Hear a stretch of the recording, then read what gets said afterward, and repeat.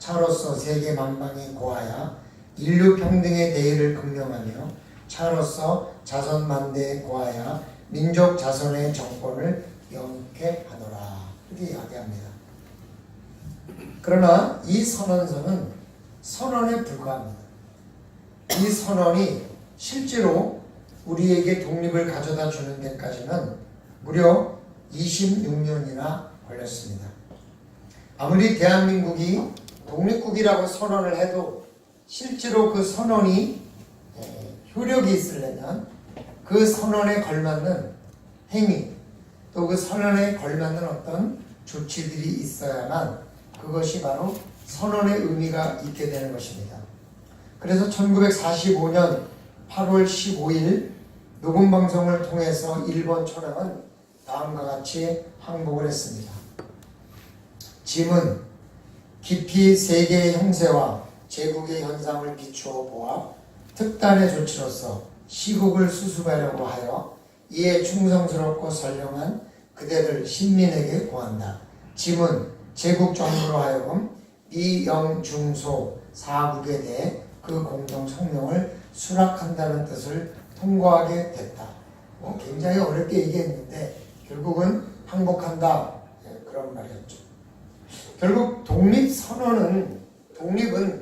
선언이 독립을 만드는 게 아니라 독립이 실제로 이루어지는 항복에 의해서 그 독립이 완성된다. 이렇게 볼 수 있는 거죠. 그러니까 우리 독립은 이렇게 입증되었습니다.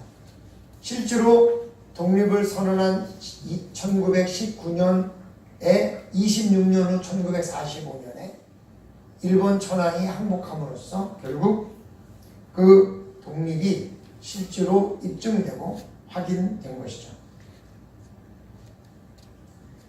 하나님의 사랑이 아무리 크고 아무리 성경에 하나님은 사랑하시는 분이다, 하나님은 사랑이다 이야기를 하셔도 실제로 그 사랑이 나에게 어떻게 선언되고 어떻게 입증되었느냐에 따라서 하나님은 사랑하시는 분이 되기도 하고 그냥 하나님의 사랑을 선언한 사람에 불과하기도 합니다. 우리나라의 선언과 독립이 26년의 오차가 있는 것처럼 때로는 개인에게도 하나님의 사랑이 오차가 있습니다. 하나님의 사랑이라는 분을 어려서부터 평생을 듣고 살았어도 실제로 그 사랑이 자기에게 어떤 사랑인지 모르고 사는 사람도 있는 반면에 전혀 하나님에 대해서 모르다가 어느 날 갑자기 하나님의 사랑을 깨닫고 그 하나님의 사랑 앞에 눈물을 흘리며 무릎 꿇는 사람도 있다는 것입니다. 우리에게는 아무런 영향력이 없다면은 그것은 하나님의 사랑이 선언만 되고 입증이 되지 않았기 때문에 그렇습니다. 그러나 하나님은 사랑은 말뿐이 아니라 실질적으로 입증한 거죠. 그러면 하나님이 우리들에게 사랑을 입증한 방법이 뭐냐? 사실 사랑이라는 단어는 마법과 같은 단어죠. 사랑하는 사람의 잘못은 다 덮어줍니다.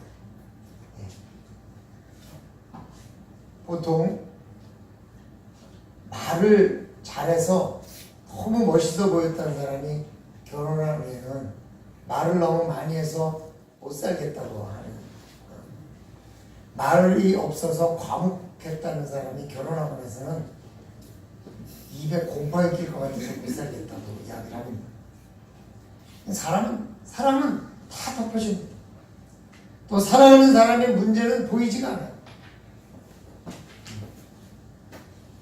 어떤 자매가 사랑을 한다고 해서 왜 사랑하냐 그러니까 카페에 탁 갔는데 자기를 처음 데려간다고 그러죠. 그 카페를.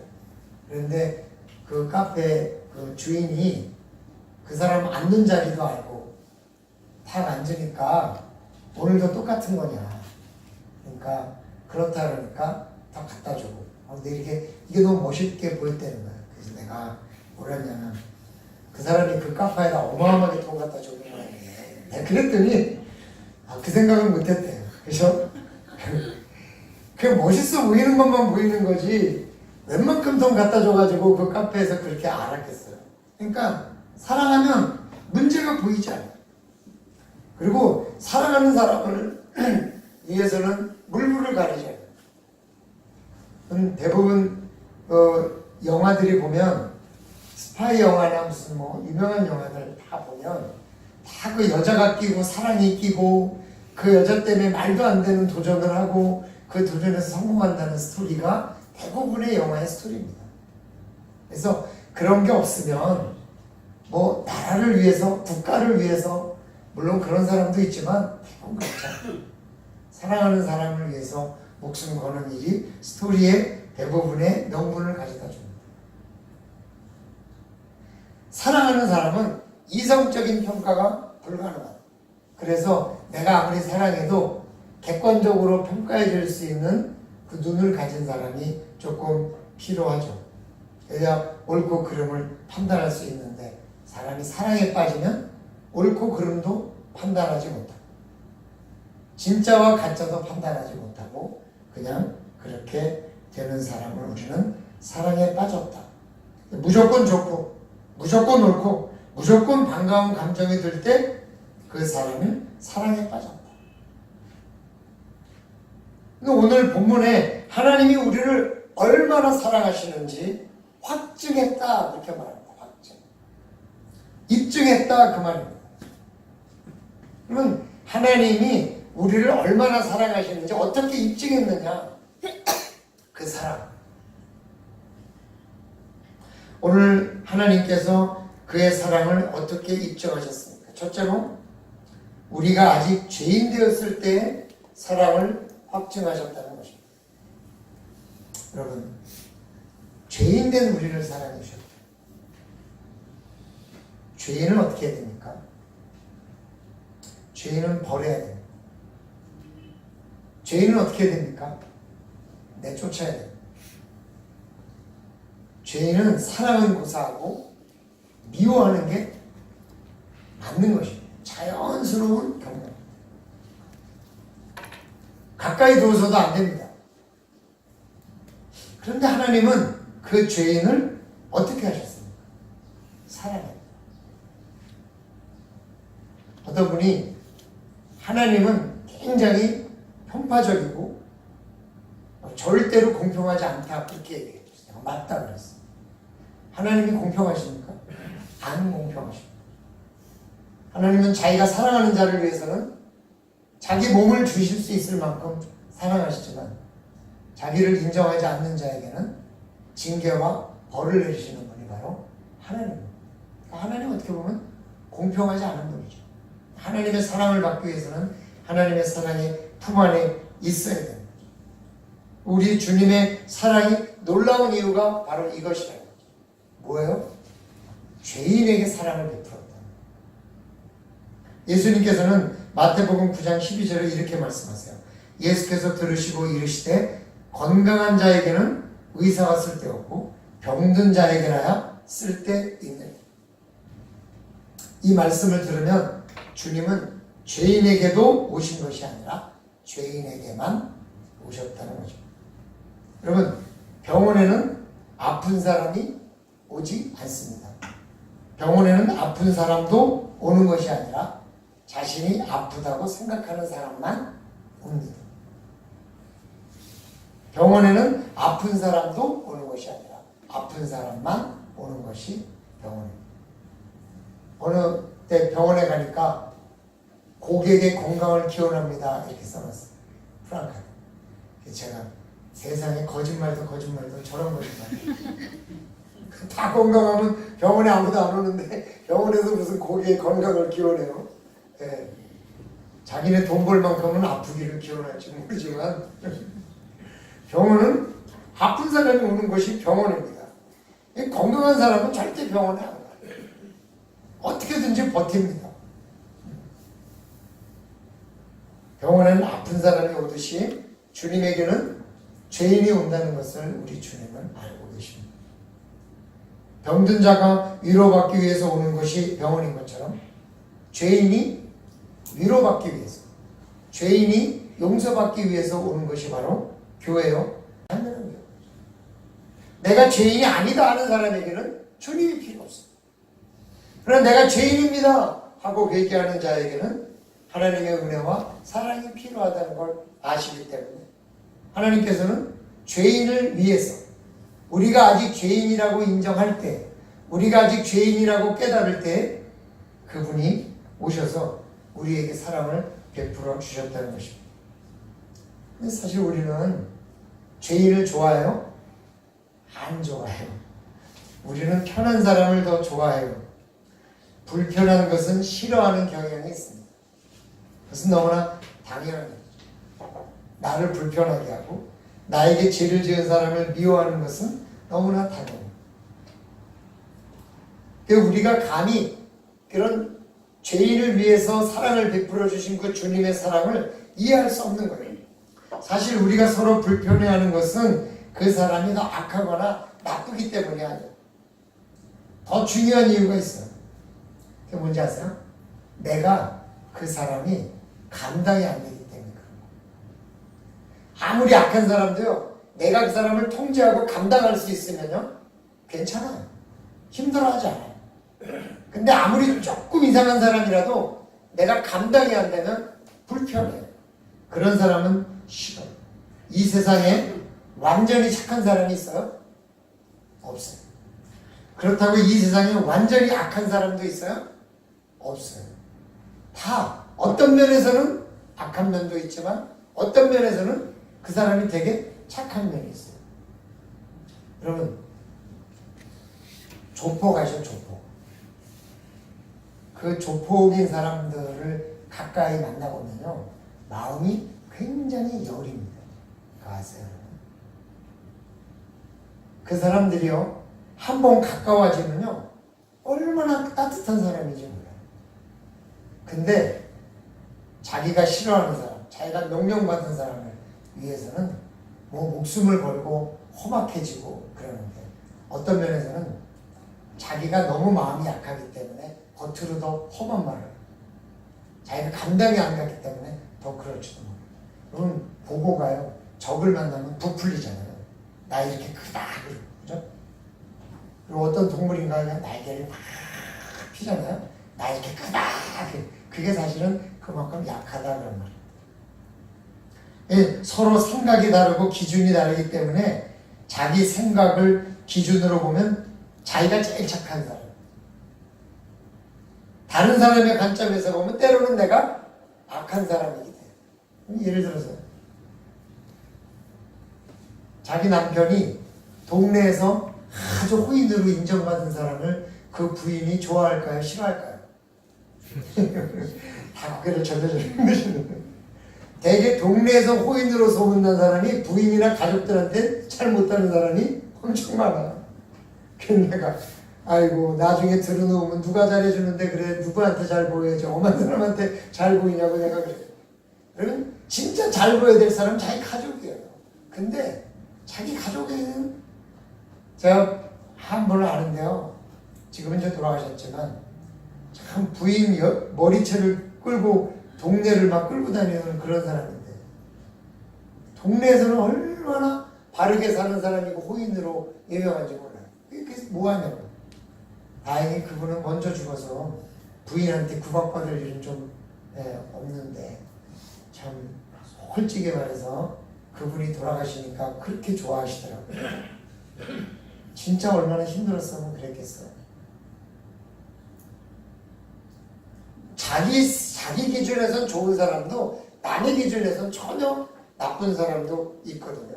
서로가 다르기 때문에 마음을 아프게 해요. 심지어는 쉽게 이해가지 않기 때문에 미워하기도 하고. 그런데 우리 주님은 주님을 불편하게 안 한 사람, 주님에게 돌을 던지고 주님에게 침을 뱉고 주님을 주님으로 인정하지 않는 사람들을 위해서 사랑을 베푸신 거예요. 하나님을 모르고 아직도 예수님에게 자신을 복종하지 않는 사람들을 위해서 자신의 사랑을 보여주신 거예요. 그래서 우리 하나님의 사랑은 매우 특별한 사랑입니다. 그것보다 더 특별한 사랑이 어디 있겠어요? 정말 우리 하나님의 사랑이 고귀하고 고귀한 이유는 사랑을 베풀 사람에게 베푼 게 아니라 사랑을 베풀 수 없는 사람에게 베풀었기 때문에 그게 참 어려워요. 여러분, 교회도 하나의 공동체인데 어떤 경우에 교회 공동체에도 교회 공동체 자체를 불편하게 하는 사람들이 있어요. 근데요, 정말 예수님의 사랑대로라면 그런 분들에게도 사랑을 베풀어야 되는데, 사랑을 베풀면 그분들이 공동체를 위해서 참 잘해주면 좋은데 때로는 너무 힘들게 하기 때문에 참 마음에 갈등이 생길 때가 있어요. 정말 어려운 일이죠. 그래서 그럴 때마다 하나님 앞에 우리 예수님은 정말 어마어마하신 사랑을 가지신 분이로구나. 어떻게 이런 죄인들에게 사랑을 베푸셨을까? 자기를 모르는 사람들을 위해서, 자기를 인정하지 않는 사람을 위해서 사랑을 베푸는 이 사랑이야말로 진짜 주님이 얼마나 크신 분이라는 것을 확증하고 계신 게 아닐까, 그런 생각이 들었습니다. 사랑하는 성도들, 우리가 주님에게 죄를 지었어. 우리가 다 그 죄를 깨닫지 못했어. 심지어는 우리가 예배 드리는 것조차도 불편해요. 정말 우리가 주님을 위해서 헌신하고 희생하는 것이 너무너무 힘들어도 주님은 사랑이 워낙 크신 분이기 때문에 그런 우리에게도 사랑을 베풀어 주신 분이고 그 사랑을 확증하셨던 것처럼 그 크신 사랑을 지금도 우리 성도님들에게 베풀고 계시는 그런 주님이라는 것 때문에 우리가 그분의 사랑이 확증된 것에 감사하고 은혜를 베풀 수 있는 거죠. 내가 때로는 좀 못해도 우리 주님의 사랑이 너무 크기 때문에 우리 성도님들을 사랑하신다는 것을 기억하시고 그분의 사랑에 흠뻑 젖으시고 그분의 사랑에 감사할 수 있는 큰 하나님의 위로가 있으시기를 주님의 이름으로 축원합니다. 아멘. 옆에 분에게 한번 이렇게 인사해 보세요. 그래도 주님이 당신을 사랑하십니다. 이렇게 말해요. 주님이 가장 사랑하십니다. 여러분, 사단이 가끔 성령님께서 내 죄를 깨닫게 하실 때 사단이 거기서 작전을 쓰는 건 뭐냐면 그래서 하나님이 너를 사랑하지 않는다 이렇게 얘기할 때가 있어요. 그런 말을 들을 때마다 우리 주님은 죄인에게 사랑을 베푸신 분이기 때문에 나를 절대로 사랑하시는 분이다라고 딱 물리치셔야지 거기에 홀랑 넘어가가지고 진짜 하나님이 나를 사랑하시지 않는가 보다라고 해가지고 곤란해지면 곤란합니다. 그러니까 우리 주님은 죄인을 사랑하심으로 당신의 크신 사랑을 확증하셨다는 것을 언제나 믿으시고 흔들림이 없는 주님의 사랑 안에 거하시기를 주님의 이름으로 축원합니다. 그의 사랑은 어떻게 입증되었습니까? 둘째로 그리스도께서 우리를 위하여 죽으심으로 그의 사랑을 확증하셨다. 아멘. 사랑은 여러 가지 모양으로 표현되는데요. 중의 이야기이긴 하지만 중도 가끔 좋은 얘기도 해요.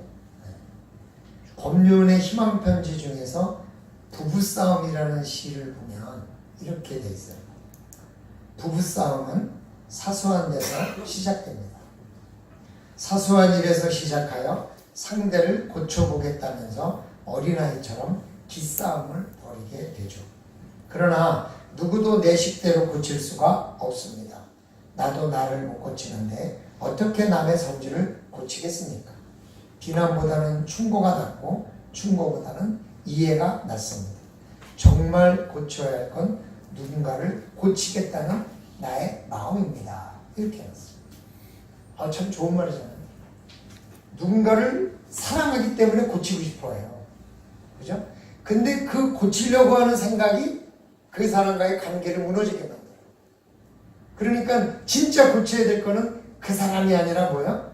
그 사람을 고치려고 하는 내 마음을 고치라. 목사님도 성도님들을 사랑하면 성도님들을 고치고 싶어. 근데 진짜 고쳐야 될 건 성도님들을 고치려고 하는 내 마음이야. 그냥 내가 포기하고 내가 그냥 이해하면 사실은 언젠가 하나님께서 어떤 방법으로든지 하면 고쳐주시더라고요. 안 고칠 때도 있지만. 근데 내가 고치려고 하면요, 성도님들이 고쳐지는 게 아니라 시험에 너무 늦게 깨달아서 문제. 근데 사실 이 말은 이 법륜 이 사람이 하는 얘기가 아니라 법륜 중 원래 스님이 말이죠. 스승님의 약자예요. 아세요? 스승님의 약자예요. 그래서 스님 그러는 거는 스승님 이렇게 얘기하는 거예요. 그러니까 어떤 분이 님자를 붙이지 말고 어떤 목사님이 스를 하지 스. 왜 스님한테 님자를 붙이느냐. 근데 스는 안 맞고 정확한 말은 뭐냐면 중이 맞는 말이야. 중도 나쁜 말 아니야. 근데 이 말은 토마스 아 캠퍼스라는 독일 출생의 수도사가 저술한 채 그리스도를 본받아라는 묵상지배고 1400년대에 이 책을 썼는데 지금으로부터 800년 전에 쓴 이 그리스도를 본받아라는 책에 나와 있는 글입니다. 저도 이 책을 읽고 굉장히 많은 은혜를 받고 삶에 특별히 이 말은 나도 나를 고치기 어려운데 어떻게 남을 고칠 수 있느냐 이 말에 굉장히 제가 많은 깨달음을 가지고 사람을 고치는 일을 조금 줄이게 된 그런 계기가 된 책이 바로 이 토마스 아 캠퍼스가 쓴 그리스도를 본받아라는 책이거든요. 여러분도 한번 기회가 있으면 이 책을 읽어보세요. 왜냐하면 이 책은 굉장히 많은 그리스도인들이 읽고 영향을 받은 기독교계의 아주 고전 중에 고전입니다. 지금도 계속 재판되고 재번역되고 있습니다. 그래서 아마 요즘 가면 제가 갖고 있는 책보다 훨씬 더 현대판으로 된 책들이 있을 거예요. 제가 이 책을 읽은 거는 뭐 1984년도니까 너무 오래전에 읽은 거라서 아마 그 책은 이제 저한테도 이제 조금 그 중간에 한 번 더 읽었기 때문에 되게 한 번 더 있긴 있을 거예요. 근데 한번 읽어보세요. 사람들은요 자신이 변하기 위해서 다른 사람을 바꾸려고. 그런데요 그것보다 훨씬 좋은 방법을 예수님이 보여주시는데 예수님은 그들에게 예수님을 사랑하라고 그 사람을 고치려고 하기보다 자신이 얼마나 사랑하시는지를 몸소 보여주시는 그게 뭐예요? 십자가에 달려 돌아가주시는 이거보다 더 좋은 방법이 어디 있어요? 사실 저도 많이 실수했죠. 저도 고치려고 하다가 문제만 일으킨 경험도 있고 고치려고 하다 관계가 깨진 경험도 있습니다. 그런데도요 참 너를 위해서 꼭 고쳐줘야 되겠다는 생각을 갖고 있어요. 이것만은 꼭 고쳐주고 싶다. 그런 지나친 사랑이 상대방을 아프게 해요. 사랑하기 때문에 고치려고 하고 사랑하기 때문에 바꾸려고 해요. 그런데 우리 주님을 보십시오. 우리 주님은 사랑하기 때문에 자신이 죽었어요. 이게 진짜 사랑이에요. 아멘. 사랑하기 때문에 자기가 죽었어. 그냥 내가 죽으면 되지 뭐 그냥. 여러분 노회에서 목사님들끼리도 뭐 일을 하다 보면요 마음에 안 들 때가 있어요. 이거 이렇게 처리할까? 그래서 그걸 바꾸려고 하면요 싸움판이 돼요. 에이 그냥 당신은 당신대로 하고 난 나대로 살란다. 그러면 편안해요. 도대체 우리를 얼마나 사랑하시길래 우리를 사랑하시기에 우리를 위해서 죽어줄 수 있는가? 여러분 져주는 정도가 아니에요. 포기하는 게 아니에요. 바꿔주는 게 아니에요. 이해하고 자신이 바뀌는 것이 아니라 아예 죽어주신 거야 그냥. 내가 너를 얼마나 사랑하는지 아느냐? 내가 너를 위해서 죽을 수 있다. 아멘. 이게 얼마나 큰 사랑이에요. 사랑하는 사람을 위해서 죽어주실 수 있어요. 자기가 살기 위해서 사랑하는 사람이 있을지 몰라요. 자기가 살기 위해서 심지어는 상대방이 나를 사랑해달라고 협박하는 사람들이 있어요. 그게 뭐라 그래요 요새? 스토커라죠. 스토커. 사랑하는 사람을 위해서 자기를 죽일 수 있는 사람은 정말 쉽지 않아요?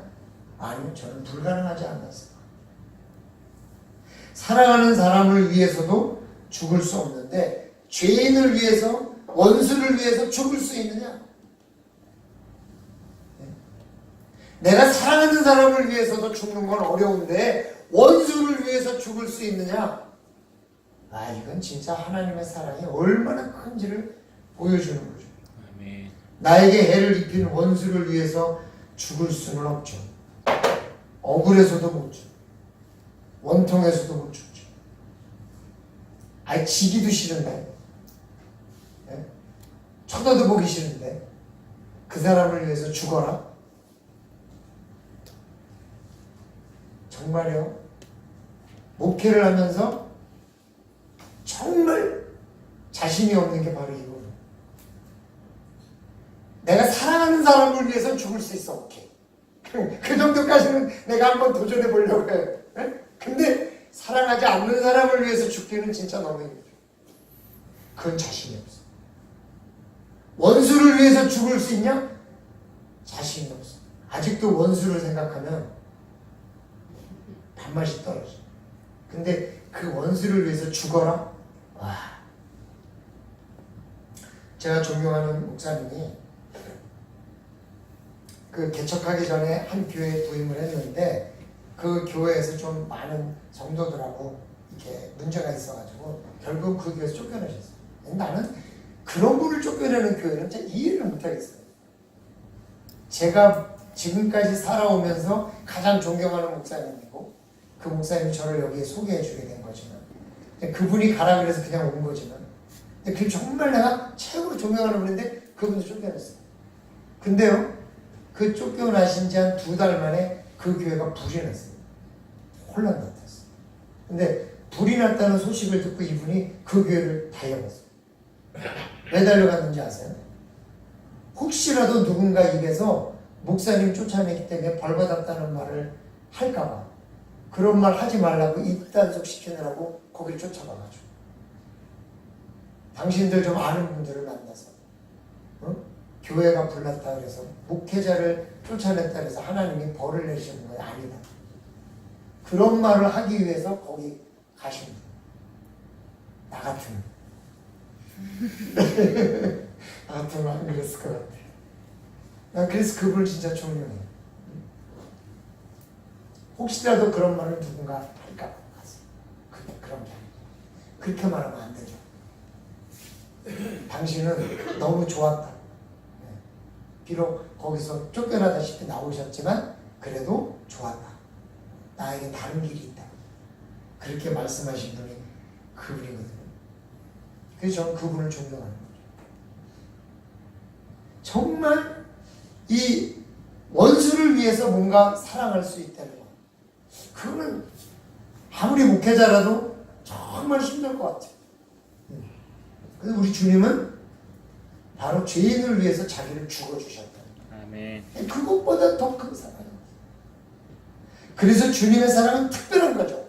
죄인을 사랑하시고 그 죄인을 위해서 사랑으로 죽어주시고 그리고 그 죄인이 의인 되게끔 그 부끄러운 삶에서 진정 자유로운 삶을 살도록 허락하시는 그분의 사랑. 그래서 우리는 그분의 사랑은 가늠할 수가 없는 거죠. 아멘. 그 특별한 사랑으로 죄인된 우리를 위해서 죽으신 그 주님이 우리를 부르시는 그의 음성을 듣고 하나님의 위로와 진정한 사랑의 확신이 되시기를 주님의 이름으로 축원합니다. 아멘. 그러니까 여러분 사단은 언제나 네가 죄를 졌기 때문에 하나님이 너를 미워할 거다 그렇게 얘기해요. 네가 죄를 졌기 때문에 하나님이 너를 미워할 거다. 아니요. 우리가 죄를 졌다는 걸 깨닫기 때문에 우리 주님이 우리를 진짜로 사랑해 주십니다. 아멘. 병원에 병자에게 의사가 오듯이 내 죄를 회개하고 용서를 구하는 자에게 주님은 기꺼이 찾아오셔서 그를 위해서 죽어주십니다. 아멘. 그렇기 때문에 그 사랑은 정말 우리가 가늠할 수 없는 거죠.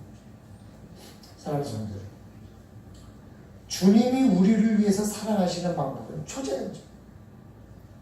우리가 그의 사랑을 깨닫지 못하고 있었을 그때에 이미 주님은 우리를 위해서 죽어주셨어요. 그가 우리를 위해 죽으심으로 그의 사랑을 입증해 주셨어요. 아멘. 그래서 그 사랑이 진짜 사랑이 된 거고 그 사랑을 받은 우리가 해야 될 일이 뭐예요? 먼저는 그의 사랑에 감사하면서 기쁨으로 살아야죠. 아멘. 네, 죄인된 모습으로 사는 게 아니라 의인된 모습으로 사는 거예요. 비록 매일 죄를 져도 매일 나는 사랑받고 있는 의인이라고 생각하고 사는 거예요. 그 믿음으로. 얼마나 재밌어요. 매일 내가 죄를 져도 죄를 졌다는 죄책감에 살지 말고 나까지도 사랑해 주신 주님의 사랑이 너무 크기 때문에 내가 이렇게 죄를 졌어도 주님의 사랑은 충분히 받을 수 있다. 이런 자신감으로 살라고요. 그런 믿음으로. 우리 그렇게 살아야 되는 거예요. 아멘. 아무리 잘못해도 아버지 삶이 뭐예요? 넉넉하고 여유로운 삶. 셋째는 이런 행복을 다른 사람에게 전하여 함께 사는. 아멘. 그게 정말 중요해요. 오늘 분월걸음을 나눠드리는데 제 분월걸음을 좀 좋은 걸 나눠드리고 싶어요. 제 마음은. 근데 우리 형편이 좀 그렇지 않아서 좋은 거는 못 나눠드리는데 그냥 휴지 하나지만 제가 이걸 드리면서 무슨 생각을 갖게 했냐면 우리 성도님들이 성도님의 것을 거기다 포함시켜서 그러니까 잊지 말라고 저 드리는 거예요. 이 분월걸음이라는 게 뭐냐면 이 모를 심을 때 그 모가 여러 갈래로 더 벌어지라고 주는 걸음이거든요. 그러니까 여러분 올해는 작년에 비해서 왜 너무 죽게 내셔. 작년은 50분 해도 올해는 17분 내셨더라고요. 아, 걱정이 되긴 해요.